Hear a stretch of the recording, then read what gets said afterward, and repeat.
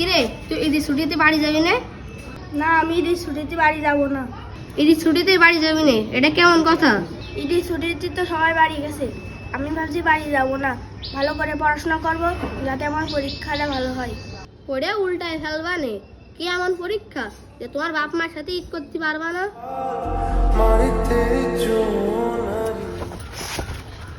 কিরে রিদ্ধি, ঈদের ছুটিতে তুই বাড়ি যাসনি? বাড়িতে কি করে যাব ভাই, হলে যদি ছাত্র থাকে বাড়িতে যাওয়া যায়? একজনের জন্য এখন তোর হলে থাকা লাগবে? ভাই এইটাই তো নিয়ম, হলে যদি ছাত্র থাকে তাহলে তো তালা দিয়ে যেতে পারবো না। ও লাথি মেরে হলেতে বের করে দাও। ইদি বাপ মার সাথে ঈদ করবে না, পড়ালেখা করে ঈশ্বরচন্দ্র বিদ্যাসাগর হবে। বাপ মার সঙ্গে ঈদ মানে?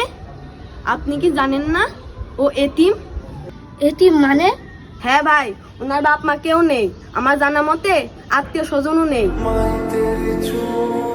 উনি এতিমখানায় বড় হয়েছে, পড়ালেখা করার জন্য এই কলেজে ভর্তি হয়েছে।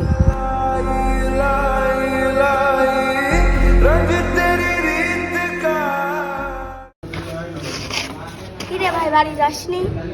না যাইনি, মা কয়েছে তোর সঙ্গে নিয়েই বাড়ি যেতে। কার মা? কার মা মানে? তোর মা। আমার মা? কি বলিস, আমার তো মাই নেই।